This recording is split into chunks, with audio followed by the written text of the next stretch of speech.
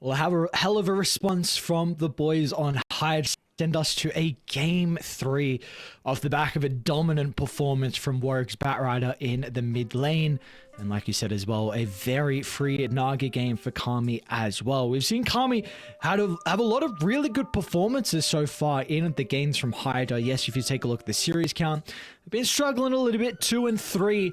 And if they could get a win over Team Spirit, that would be huge for their standings heading into the later stages here of the third tour.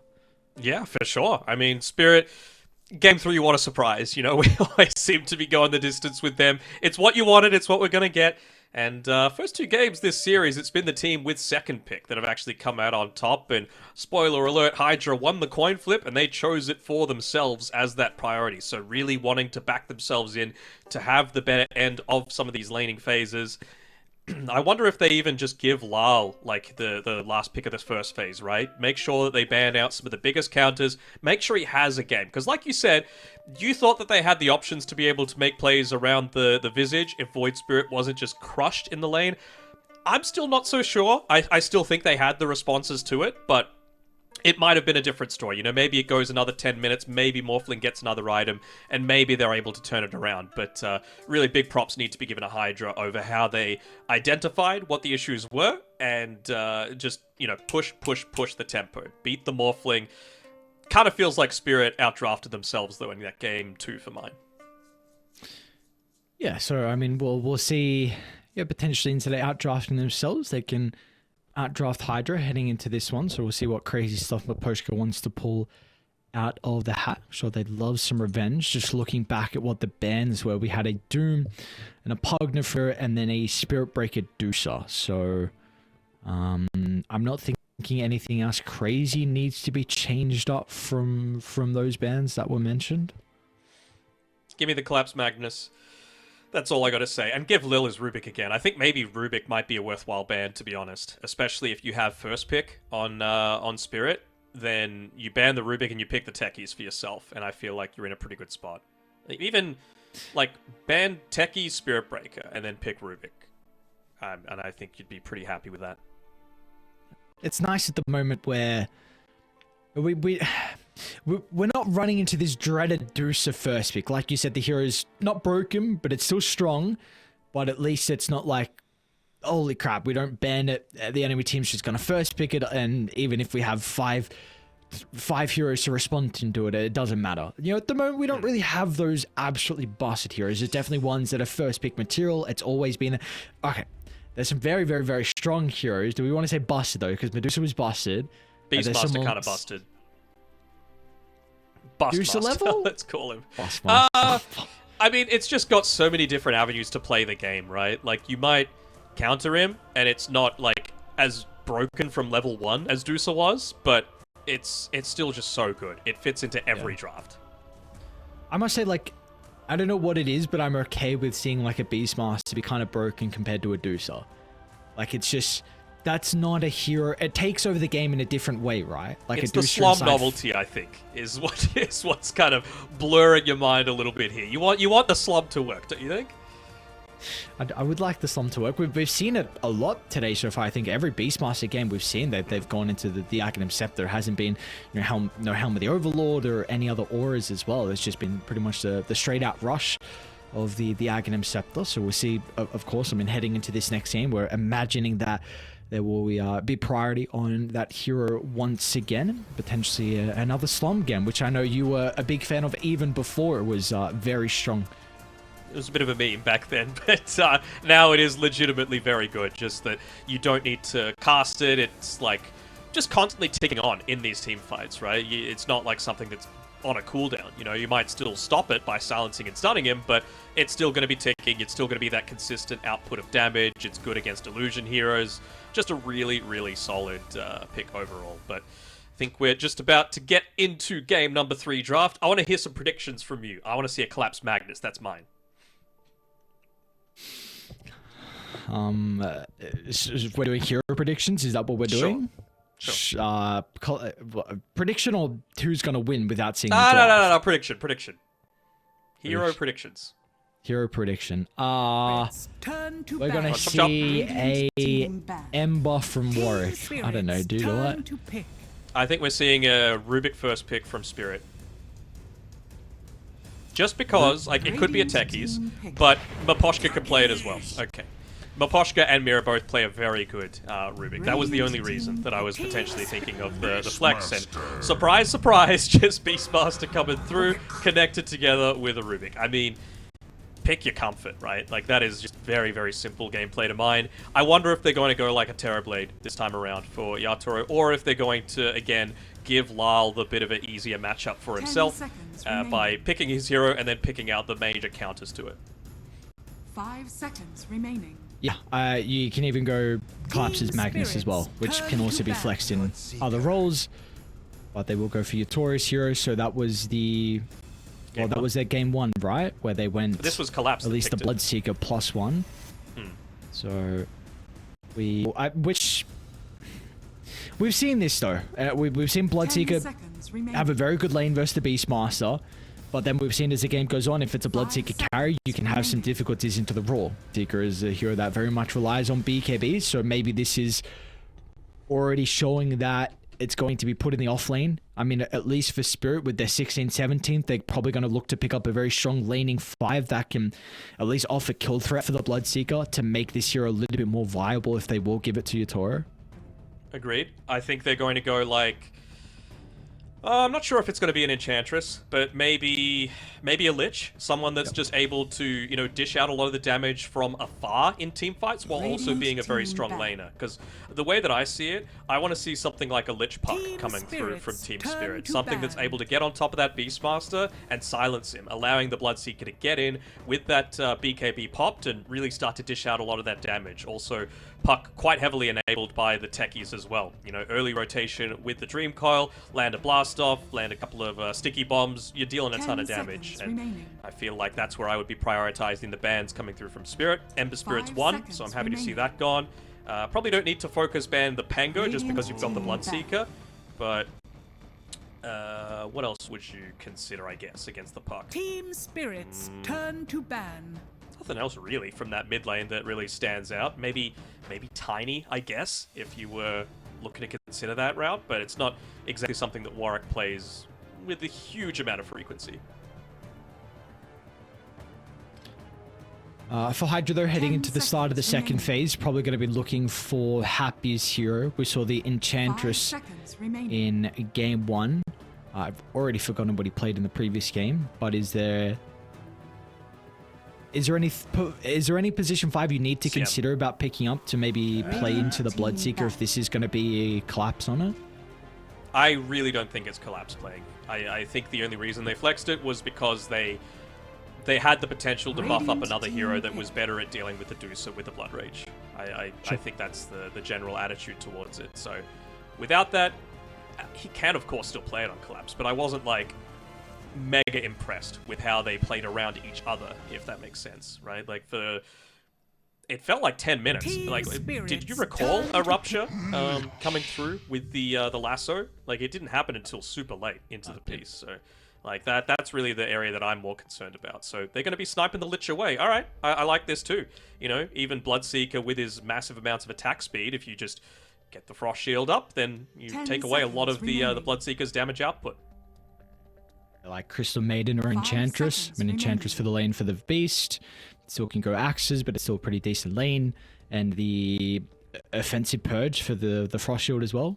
There's a little bit of value out of that. Crystal Maiden, very strong lane with the Bloodseeker as well. It gives you a lot of kill threat. Team Spirits, turn. I'm just thinking like, okay, Bat is fine. It's not the Puck that I was hoping for, but it is still this combination, and it leaves them open with like, is this Bloodseeker going to be a position 3 or a position 1? So you would have to assume it's the position 5 coming now for Maposhka. 10 seconds remaining.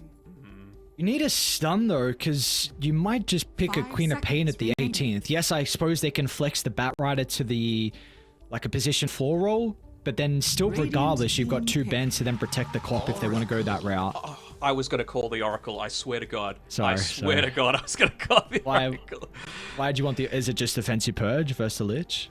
Yeah, but also like it's pretty decent in lane with the Bloodseeker. You're able to. I will say I was also going to call Witch Doctor 10 as another seconds option, remaining. which didn't happen. But you know, just the Fortune's End plus the 5 Bat seconds Riot, sorry, the remaining. Bloodseeker feels really good for the lane, and it's something else that you're against a lot of magic damage early on, right? Like all they have right now is magic. Even if you go into the slum, right, it's all magic. So Fate's Edict is going to provide a ton of utility this time around, and you know something else that. If you're looking to use the Primal Roar onto the Bloodseeker when he's got this early BKB tabbing, as long as you got that False Promise available, you're going to break out of that. So I think this is a really good Oracle pick for themselves. Also a bit of a... Well, not really a block pick, actually. They already had the Rubick and the Lich.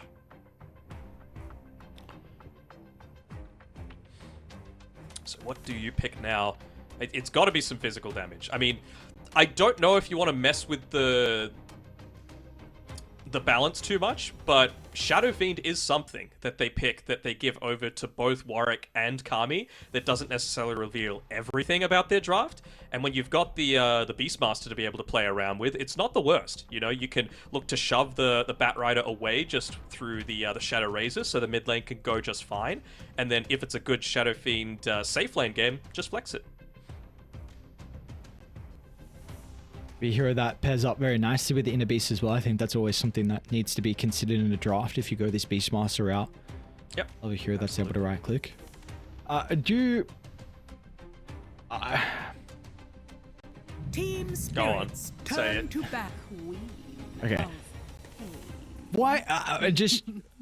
I was Why really was the cop surprised still they didn't insta-lock. Yeah, I mean, I brought it up before. I really thought this was one of the better options, and my only It is. concern is I kind of forgot the Rupture mechanic.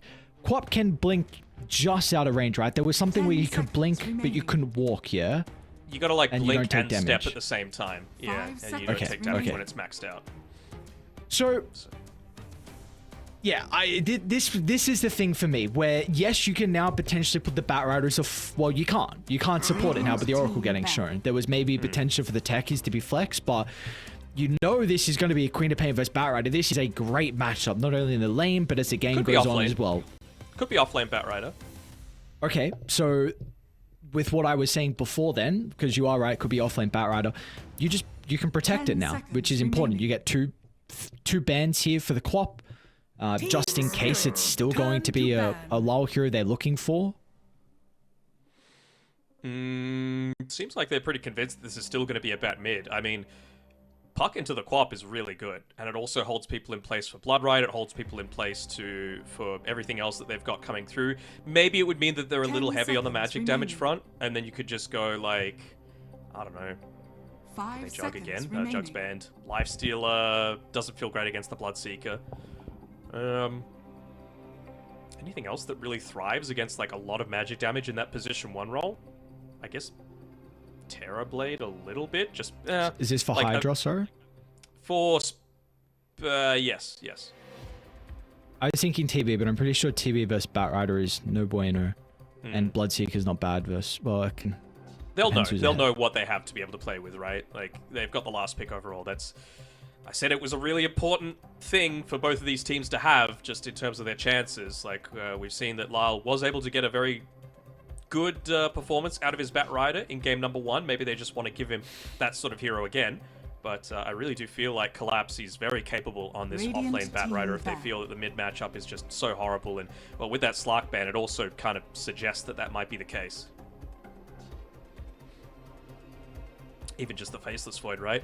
Anything that has mobility away from the bat, maybe they can consider like a PA, perhaps, going up against a lot of 10 this. seconds Movement remaining. away from the Bat Rider.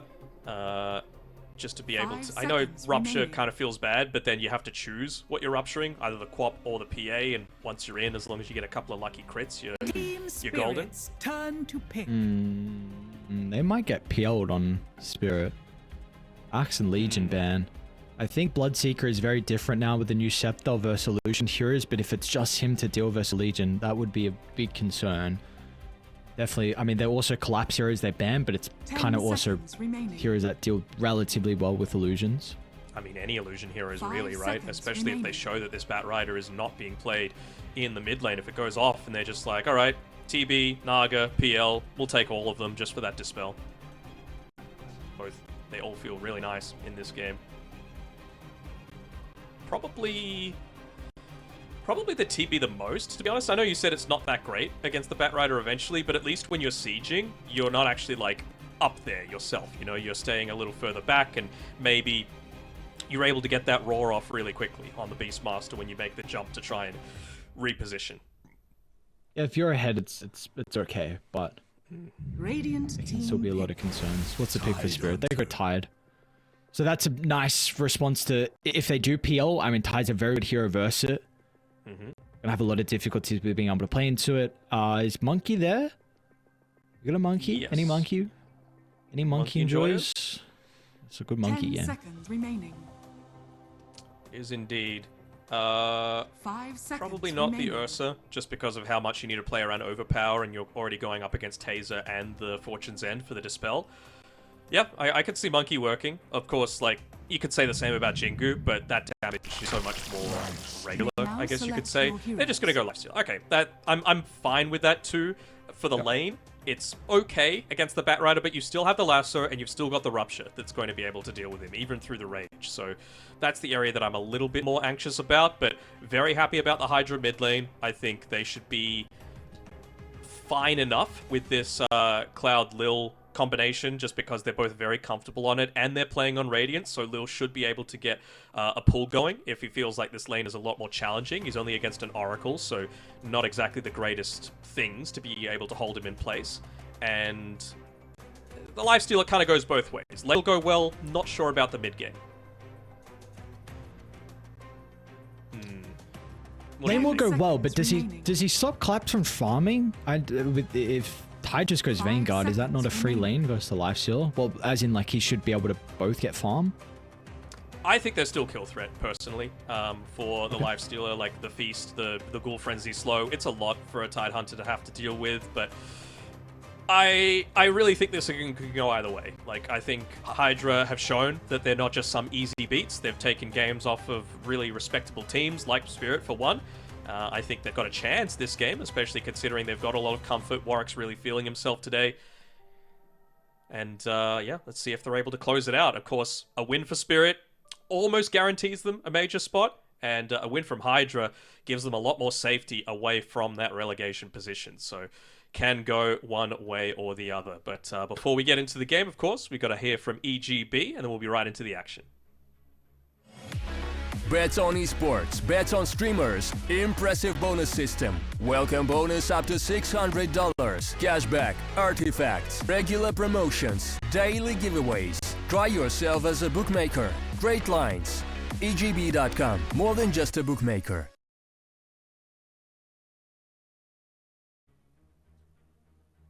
All right, Lockie, So like you said, predictions. there's Balls on the line. I want to predictions. hear it. I want to hear it. Who's taken this? Who's taken the series? Do or die for both of these teams. Spirit need the DPC points. HYDRA need to stay in Div 1.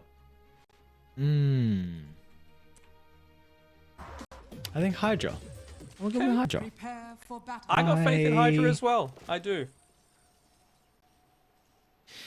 I think one thing that I like about Spirit's draft is their safe lane, the Bloodseeker Oracle. That sounds like it's going to be a very scary lane for Beast and Rubik to play into. So we'll see. I mean, they too have a lot of spam by themselves with Axes and Fadebolt. Is that going to be enough, though? Because I feel like level 2 from is going to be able to get very aggressive. And if they can get kills, that lane can start to get out of control. That's a lot of your tempo as well for the Beastmaster. Could be able to slow down whatever item he wants. Looks like he's got Helm Dom as well queued up. So, bit of a different build this game from the Beast. Again, I think he's recognizing the strength of the Oracle against what they've got to output. And they don't exactly... Well, I guess they've got the Tide Hunter, right? To be able to deal with any sort of Helm Dom style. But it's going to mean that Collapse needs to be a little bit more responsive. And maybe they're just backing the Lifestealer to have a really good time against the Tide Hunter in the laning stage. That he isn't actually this, like, impenetrable wall. Alright. I'm not anywhere near as confident as I was in that second game. I hope everyone that wagered the points in Twitch chat is enjoying the fruits of that. I think it was pretty even, actually, like 60-40 in Spirit's favor. But this game, I wouldn't want to, you know, go out on a limb. Miposhka? See you later. Uh-oh. No Well, that makes the good. lane a lot easier, for sure. Like, getting that first blood, especially over to Cloud, just looking to give him... What's he got now off the back of this? Just plenty of stats. Sorry, regen to be able to play around with. 3 mangoes, Tango and a salve. So he just wants to be spamming out those axes as much as possible. I mean, the big weak point for this lane, for me, is that, like you mentioned, level 2 on Team Spirit, they should be able to get a kill in this lane. And the fact that it won't be a first blood now is going to be a harsh downside for Team Spirit to be able to get that early items up and start to scale on your Toro. Lest you be mastered by the bellicose master of beasts. Denied. How's bottom lane go though? Because this is really actually the one question mark I'm not sure. I feel like there's a decent amount of kill threat with Gush and all the right click damage from Mirror, but then again, like when Lysilla gets levels, Pide's not going to feel as strong until the Vanguard. God, I hate the fact that techies can buy a Wraith Band and you can see why they've done it. It's like, ugh, he just wants to hit more, especially like that's the complete strategy they're going for here. Just ticking out from the blood grenade. Yeah, no, it's just not okay. It's not okay. Nope. Oh my god, why? I don't get it. Because Gush level 1 is so ridiculously strong. Like, we take back to like the tournament. Oh man, I don't even remember. One of the Riyadh tournament where we saw like Hoodwink plus Tide a ridiculous amount. Tundra were running it a lot. And we just saw heroes that could play with Gush, right? You've got really good attack animation, really good damage. And now Techies is one of them. Yeah, it he doesn't even need a not be a Blightstone. thing. He doesn't even need a Blightstone. He's just got enough attack damage that it just works out, basically, for his techies. And now he's going to be able to, you know, attack even more frequently. He's got that Wraith Band coming out on the courier right now, so wonder if Happy's going to be able to snipe it before it reaches, but looks like the micro was on point from Mirror so that it went around the backside of the hard can. And, well, good luck. I want to say some very not okay things at this. About the techies. Yeah, it's just, it should not be like this. It's just, yeah. Well, it happens. There's words that I would love we to got to use, deal but with it. words that will not be used. We'll avoid them. None for you.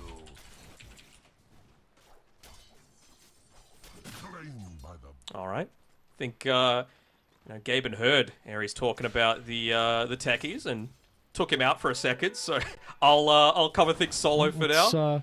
Oh no, you're back, damn. What's going on in the mid lane here with Warwick and Lal? 15-6 already for the Queen of Pain, so we were mentioning that she's going to be off to a very good time. Of course, Lal, I don't think it's really going to be able to stop his farm too much. A lot of his early game is going to be off the back of potential stacks inside the jungle, which we saw was a big reason why Warwick was able to have such a good game on the Batrider as well. Not only dominating mid, but also being able to get a crap load of stacks thanks to the support. The thing is, though, again, it's like, it's about the, how does your draft work together? I don't think you can look into the, in isolation.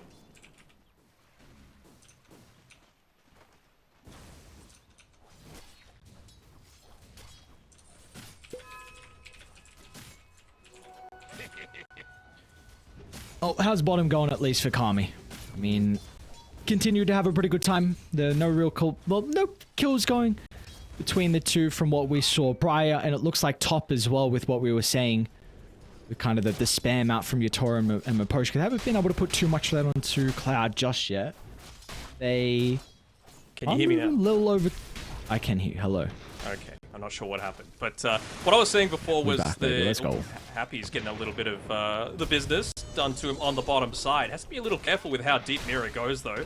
Although, who's actually one that's going to be dying off the back of this? This even sort of trade. The thing I was talking about was, you mentioned before the Batrider and his potential to be able to take a lot of these stacks. Same sort of thing with a Beastmaster, right? You would have to say that it's probably a little bit easier for, I'm not sure if it's actually easier for Lil, but with the style that you've gone for, with this Gush into the techies, just right-clicking with the Wraith Band, you basically want to, you want to stay in the lane. You want to keep the domination up. You want to keep pressuring this lifestealer so that he's not getting a ton of this early farm and maybe getting kills onto the Lich. But, you know, if you're forced to move away from the lane, it kind of goes away from that style, you know?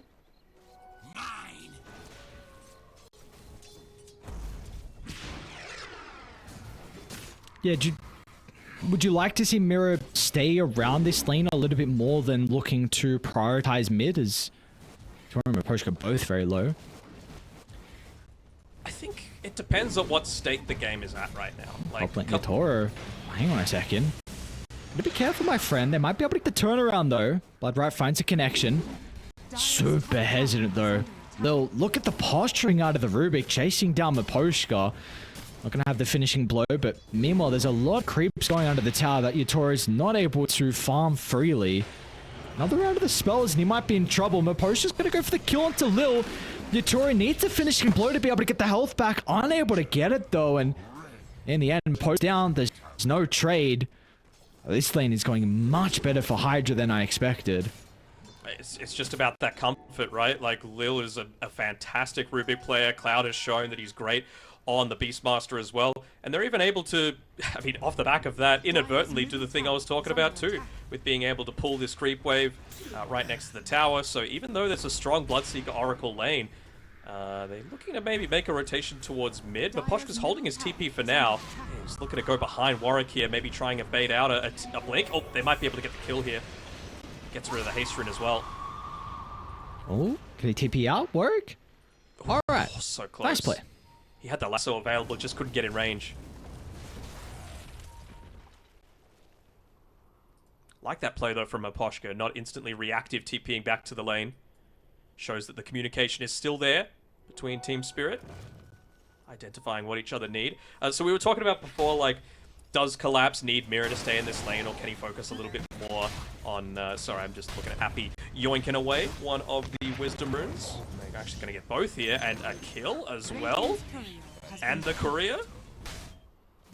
And a Meteor Hammer's coming out on the Courier with a Siege Creep, so Collapse is going to be able to take this tower. Alright, things looking good for Team Spirit right now. And Mirror, of course, with that Wraith Band, the freaking Wraith Band, hitting into the tower. I mean, you got to say, if you're able to take this tower and Collapse has this Meteor Hammer and the ability to just shove in these waves, use the Kraken Shell to be able to accelerate the farm off of the neutral camps, it gives space for Mirror to now go and build up some of the stacks for his cause, Tidehunter included.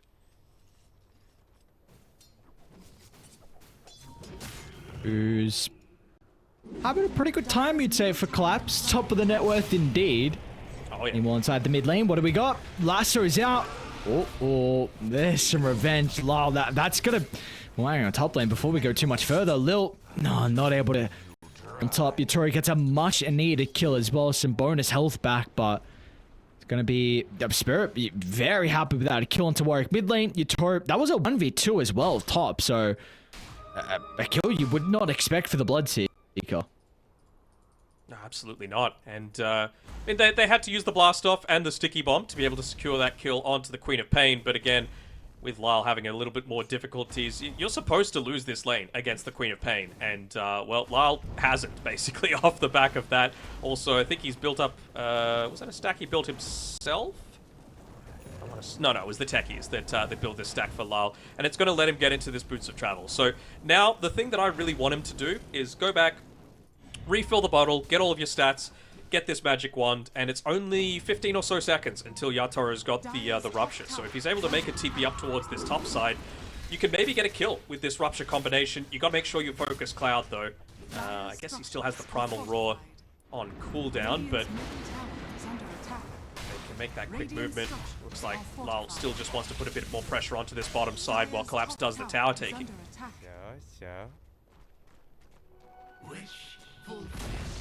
Tower for now. You'd have to say that HYDRA is the happier one about that all, though. Is that the Helm of the Dominator coming out as well? It is. So a little bit of extra tower taking potential for them now been picked up. And they're basically going to be trying to monitor wherever Collapse moves, and maybe even bait out some of the movements that this Tidehunter's doing, because they really don't have anyone else that's going to be able to stand in front of a tower and protect it against a Helm of the Dominator creep that's going to be buffed up by Inner Beast Aura, that's going to potentially have Lich with the Frost Shield, just protecting it from any sort of right clicks. Deep Observer Ward placed down. Gonna try and find a quick pick off, even just using the Beastmaster Hawk as well for that purpose. I think did get scouted out though. Yatoro was on top of Warwick when he blinked in, so that was why Warwick started to deny the ward, but chooses otherwise. So far, though, no. I'd suppose. Oh, Yatoro actually. Jeez, a lot of damage on a Warwick. Not going to be able to get in range, so for the Purifying. So for the Fortune's End. So he's able to TP up. Does put the Queen of Pain in the back inside the base for a little bit of time, but you do see she's struggling in regard to the net worth. Same with Kami's life story as well. But the one person who isn't is Cloud. This dude is balling out right now. Multiple stacks for him to be able to farm up. So he's going to have a great timing with the Helm of the Overlord. There's no one else that really can look to take these stacks. So, you know, you would love to use it to be able to get some of your other cores back into the game. But Quap Lifestealer certainly can't take it anywhere near as fast as you. So I wonder if they're just going to... Where is the safest place for Kami to farm right now? I guess it's top, but they're just giving it to Happy for now. Getting him that early level 6. They've got a little bit of a XP advantage over the Spirit supports off the back of those two Wisdom runes that they picked up previously, but not going to be enough to deny away the False Promise for very long. Miposhka probably just a couple of creeps away. We'll be able to get a D-Ward off as well. So that'll get him his level 6. Dude, Cloud's got a... What are the supports doing, man? Are they fattening this dude up or something? It was like a quad stack at the left. Ancients had another... The triangle... He's so rich. I still am worried, though, about this Tide Hunter, you know? And, like, you might hit this massive timing, but Anchor Smash is still Anchor Smash, you know? It's going to reduce that damage by 60%. Nice reaction out of the roll, but it's not going to matter. Instantly, Miposhka purges off the stun just in case they need to lull in with the damage. Warwick, though, wants to try and help out. HYDRA going to rotate all the boys as well, so there will be a rebuttal, but they only get the kill onto Mirror, so still in the end, that invasion, well worthwhile. Collapse even got the kill mid lane with all the chaos that was going on at the triangle, so really nice plays coming out from Spirit. Not the most traditional pusher is the Tide Hunter, but certainly with this build, he's capable of doing it. Even just continuing to keep this lane pressured in, open up space for the Bloodseeker to pick up his farm. Of course, we've said it time and time again, but Bloodseeker needs that 20 or so minutes to be able to come online. Probably a little bit less, though, with the amount of space that Collapse has opened up for Yatoro. He's already one component, essentially, towards the BKB for himself. So, going to provide him a whole lot more of the map to be able to play around with. And now Collapse's job is very simple. Just continue to stand in front of these towers. If they make the jump onto you, we've got the responses. They do have to make a bit of an attempt in onto him, but the Chain Frost doesn't land perfectly. See? I was going to say, did they see the smoke? But no, I think just out of range. See, damn, those odds are heavily favoring Spirit. I mean, it's a 3,000 lead, which is pretty sizable 13 minutes in, but maybe this smoke from HYDRA could help out a little bit. It's not going to catch anyone off guard, though. Lol, great awareness from him. Going to be able to back out of danger. But Poshka's even posturing aggressively just in case. I mean, they're aware that something might be going on. So is he kind of just acting as a smoke block to keep his cause alive? Anytime that, you know, there's creeps hitting a tower 13 minutes into the game, a tier 2 tower at that, and no one's farming it, that is just alarm bells being, you know, sounded off. It just means that basically they are making a move because the MO of Dota is farm to fight and then fight to farm. You know, you just got to go back and forth between the two like a pendulum. And, you know, if they're not farming 14 minutes in where they don't have the tools to be able to fight properly, then something's up.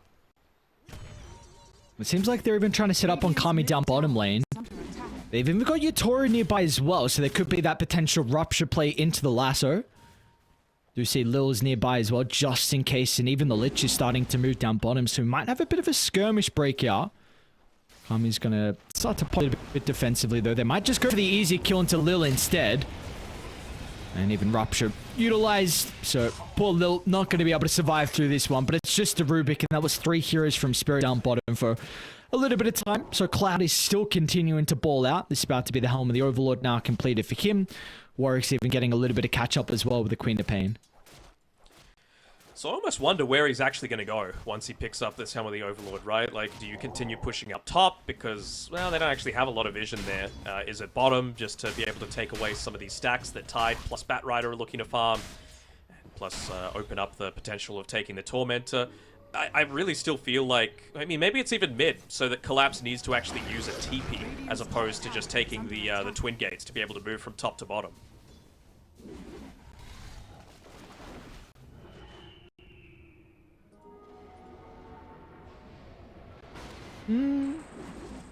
I guess, like, they don't really have an ancient farmer besides a Beastmaster, right? Like, Lifesteal, you wouldn't really think of that. Maybe once he gets Deso, he might want to park himself towards top instead of Cloud. Yeah, I think that's certainly a possibility. I mean, I feel like once he gets the Desolator, that's when you're wanting to push with your Beastmaster as well. You know, successful team fight off of the back of the increased vision, level 2 ulti as well. Helm of the Overlord, take that, either take a tier 2 tower or take Roshan, especially considering that for the next 4 minutes, Roshan's up top, and that's where they've got the vision right now, around the Twin Gate. Game's slowing down in regards to killers, but it's not slowing down in regards to the net worth that's continuing to be built up from Spirit. 5,000 now. Really starting to get to a bit of a scary stage, because we're almost at this time where a fight's going to break out, and goes the way of Die, this could easily be an objective. So what do HYDRA need to do to potentially turn around the game that's starting to get a bit out of their reach? I really think it's just as simple as waiting for that Deso. You know, you get a big buff as well once Lifestealer hits level 12 into the Infest, so it's going to be off the back of, like, Warwick jumping in super deep. Maybe he'll have the time to be able to finish the full Kaya and Sanj, get his level 12 to be able to... you know, just jump in, have the Infest for the extra 800 HP, use the Chain Frost bouncing around while they still...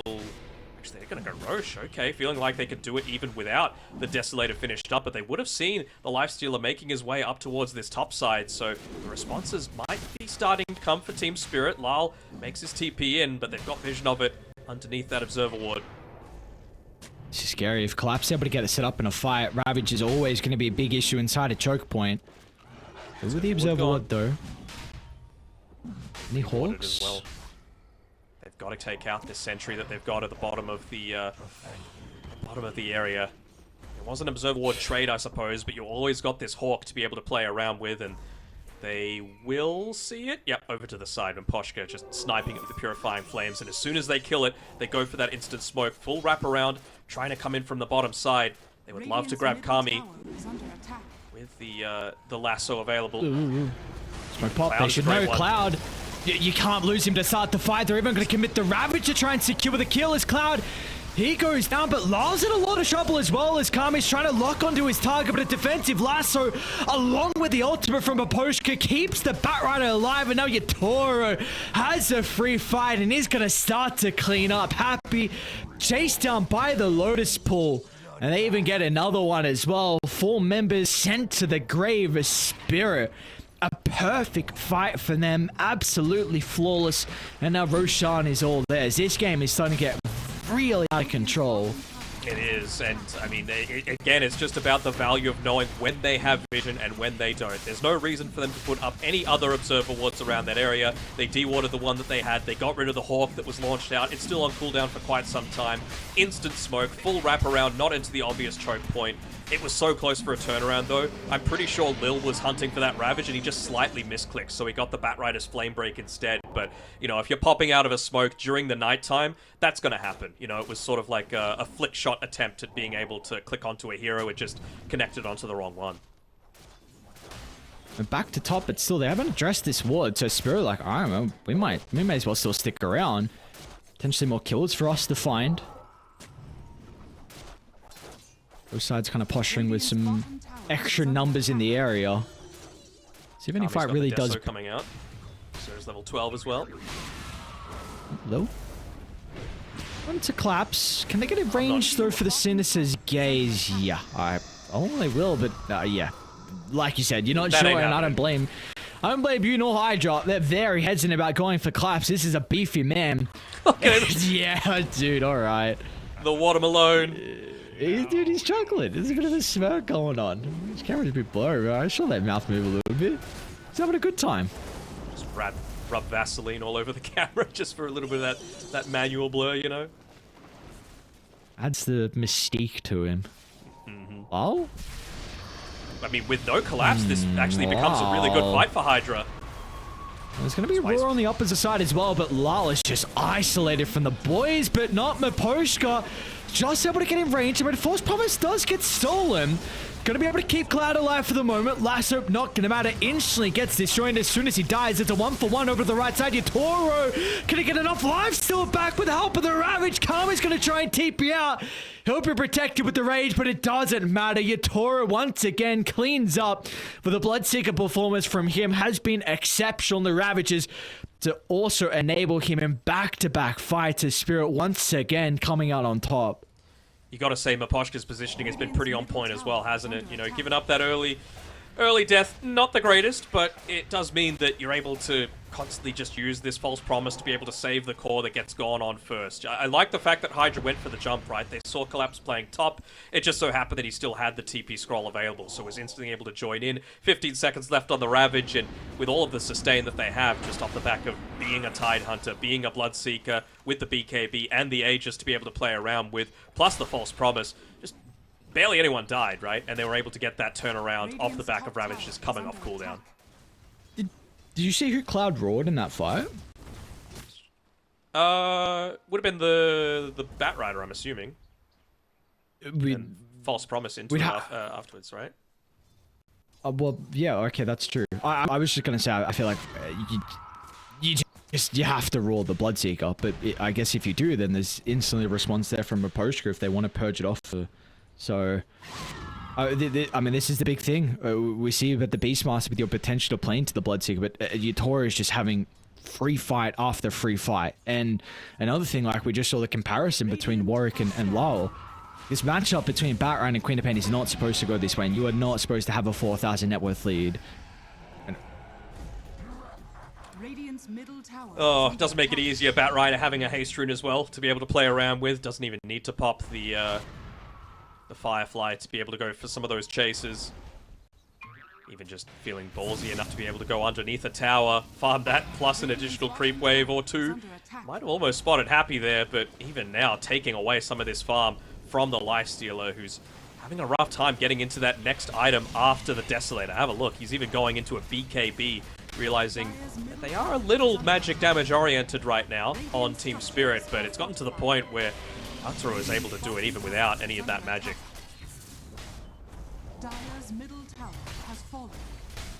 Is this high ground time? Only a minute left. Are they still gonna poke?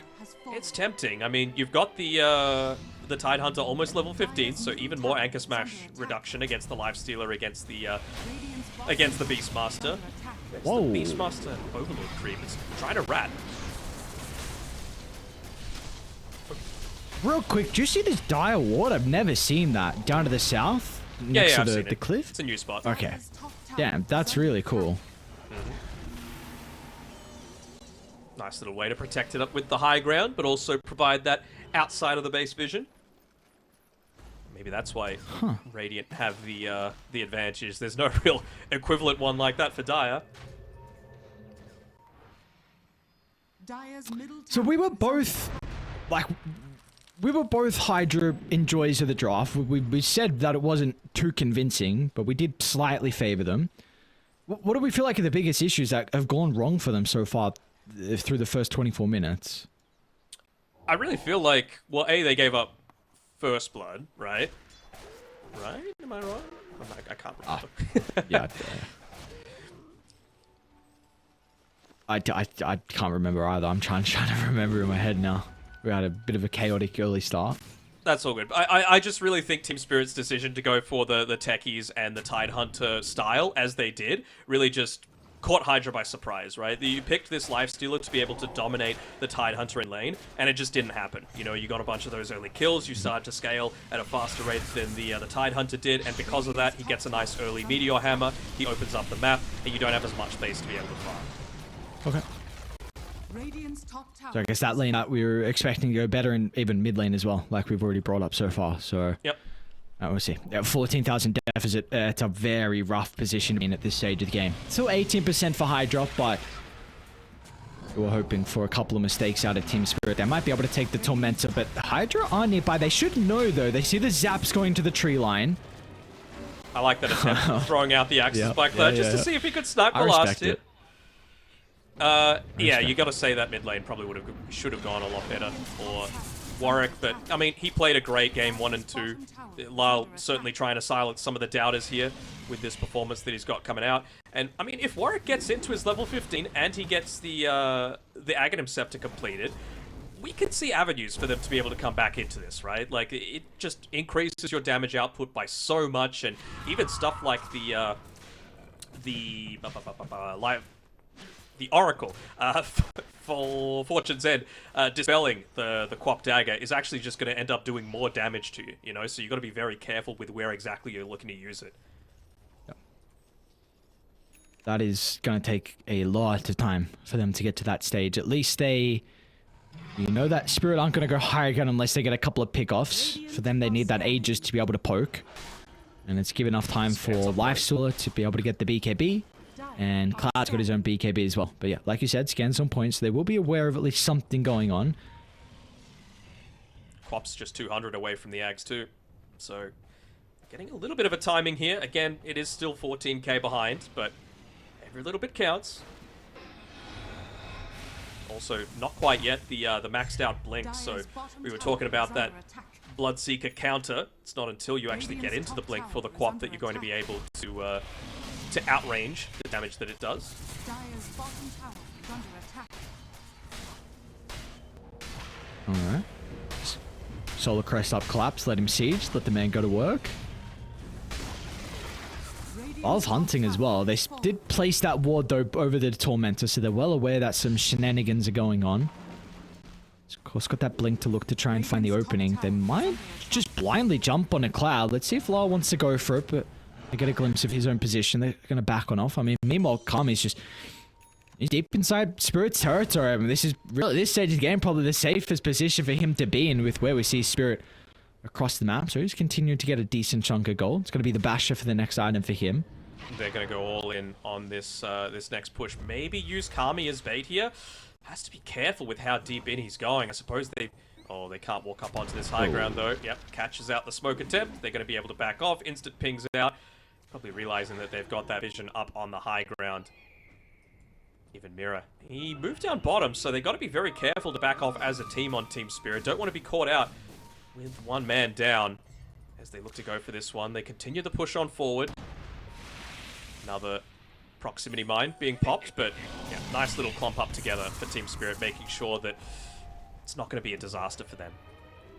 It's getting to the point where we kind of want them to buy a gem on HYDRA. I mean, a successful team fight, if you're able to kill Maposhka, actually, is given over to Collapse just because he's that much more survivable. Obviously, just gets you one for free, but it still feels very nice if you're able to claim that one as they're just continuing. This is their second smoke, just hiding underneath it, waiting for a Team Spirit movement, maybe just banking on the fact that they would have timed out the first smoke and maybe made a play of their own. Look at the discipline from Spirit, though. Like, that's still no one shown, and still they are going to continue to play defensively, but they're aware. At least it's giving them time to be able to set up for this Roche. It's up, and well, the bomb will actually go off when Roche respawns, not when they're actually looking to make a play, and they're the ones that first see it, with the Hawk coming through, so now the vision is actually a little bit lacking for Team Spirit. Did you start it? What's the call? This is a really, really tough call to make, and Spirit, they're going to smoke out. It's been too long since they've seen HYDRA. Just got to get someone to be able to pop this, like, just try and play on the edges there, try and play in the trees. Kami, this is the third smoke that HYDRA have used in a row. Just really banking on having this this extra little bit of vision on the high ground, and well, all Team Spirit are doing is just shove out the lane, force them to make a bit of a response to that, and then once again they go the full-on wraparound, not coming in the most obvious spot. They don't know this, but the Hawk has gone away as well. If they're able to find, for example, the Lich on the super far back lines, that's going to be a big benefit for them. Let's see if HYDRA read this and start to position over towards the outpost, though, to play with their vision. Yeah, we will see them swing over. I mean, it's not just the outpost, but the Hawk as well. The moves on forward, huge they want to ward. make sure that they're dealing with it, yeah. Early rage, though. This is an opening with it about to go on cooldown. They try and get the jump, the lasso, but the bonus infest health keeps Cloud alive. A good start for HYDRA. Cloud did have to pop the BKB, though.